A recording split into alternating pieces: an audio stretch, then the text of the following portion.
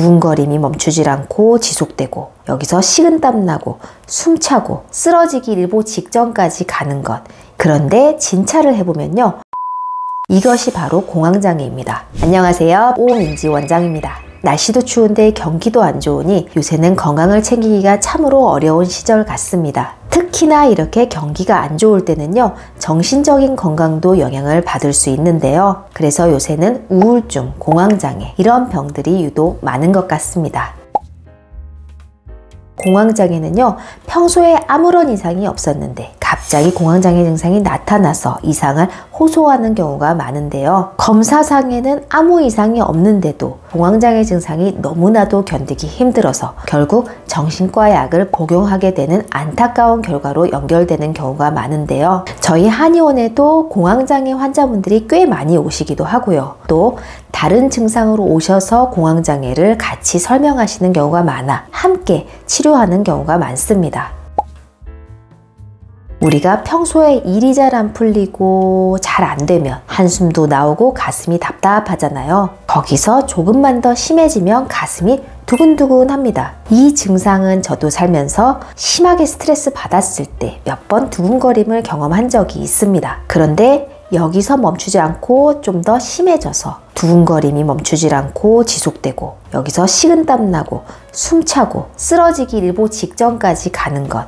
이것이 바로 공황장애입니다. 그리고 흔히들 이 공황장애는 정신에 문제가 있고 뇌에 문제가 있어. 그래서 정신과를 가야 낫는다 이렇게 흔히들 생각하실 수 있는데요. 우리 공황장애 환자분들을 보면요, 실제로 불안감, 우울감, 가슴 두근거림 이런 증상들도 있지만요, 몸 전체적으로 문제가 심각한 경우가 많습니다. 수면 장애부터 시작해서 소화장애, 피부 트러블, 상체로 열이 뜨는 상열감, 배 아래쪽은 차가워지는 증상들, 대장, 소장, 비뇨기과 이런 질환들 많습니다.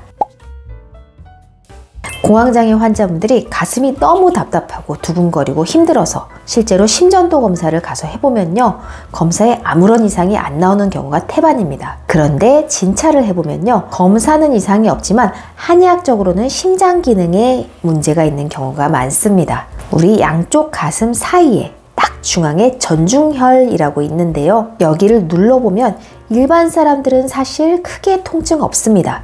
그런데 공황장애 환자분들은 소스라치게 놀라서 너무나 아파하는 경우가 많습니다.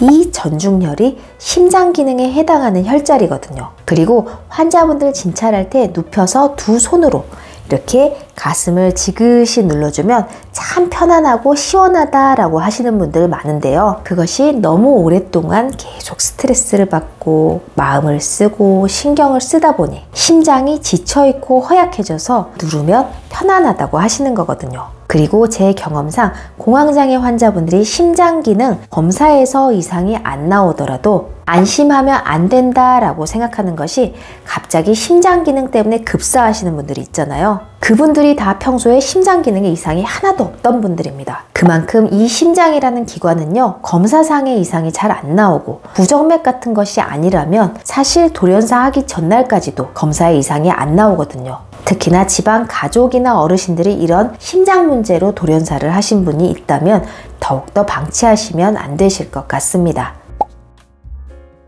특히나 공황장애 있으신 분들은요, 몸 기능이 전체적으로 다 떨어져 있고 순환이 안 되시는 환자분들이 많아요. 이런 환자분들 저희 한의원에서 이 복부의 소화, 순환, 배설, 해독 기능 풀어주는 약침만 맞아도 그 답답함이 해소가 됩니다.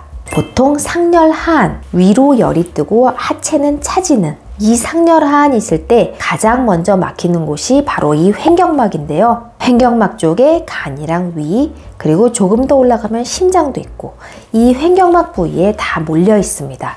약침으로 횡격막 풀어주고 3초, 한의학에서 상중하초라고 해서 이 3초를 소통시킨다는 게 이 약침으로 여기를 풀어주는 거거든요. 그래서 바로 상중하를 소통시킨다는 의미입니다. 원래 이 복부 약침이라는 게 담적질환 치료하는데 가장 많이 쓰는 약침인데요.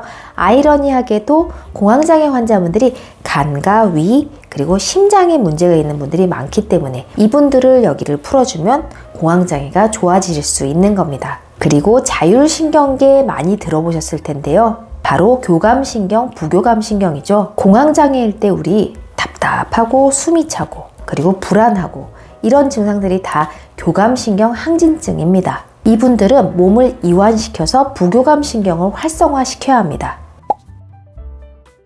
제가 본 공황장애 환자분들 중에 계속 재발되는 분들을 보면요, 스마트폰 그리고 유튜브 중독이 굉장히 많았습니다. 침 맞을 때 계속 유튜브 쇼츠, 인스타, 릴스 이런 것들 보고 계시는 분들이 있으면 저는 침 맞을 때만이라도 잠깐 스마트폰 끄시라고 합니다. 이 10초 이내의 짧은 인스타, 릴스 그리고 쇼츠 이런 것들을 볼 때 우리 뇌에서는 도파민을 분비시키고 그리고 계속 새로운 자극에 중독이 되게 됩니다. 이러한 디지털 중독에서 우리가 탈피할 수 있는 방법은요, 우리 자연, 산, 바다, 물, 좋은 경치 많이 바라보면서 멍 때리는 겁니다.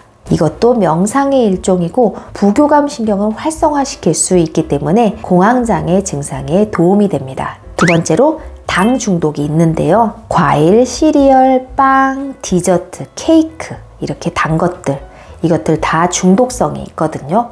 이런 음식들을 먹을 때마다 인슐린이 증가되고 도파민이 분비됩니다. 그래서 이러한 음식들 자체가 사실 정신의 평정심을 유지하는 데는 도움이 되지 않는데, 잘 안 되시는 분들은 저희 한의원에 오시면 치료로 도와드리겠습니다. 공황장애 환자분들은 특히 이 심장 기능이 많이 떨어져 있거든요. 그래서 심폐 기능을 강화시킬 수 있는 유산소 운동은 가볍게라도 꼭 해주세요. 모든 정신과 감정들은요, 내 몸에서 비롯됩니다. 내 몸이 건강하고 활기차면 내 정신과 내 뇌도 행복하다는 것을 꼭 잊지 않으셨으면 좋겠습니다. 오늘은 이렇게 공황장애에 대해서 말씀드려 보았습니다. 오늘 영상 도움이 되셨나요? 도움이 되셨으면 좋아요, 구독 꼭 눌러주시고 다음번에 더 좋은 영상으로 찾아뵙겠습니다. 감사합니다.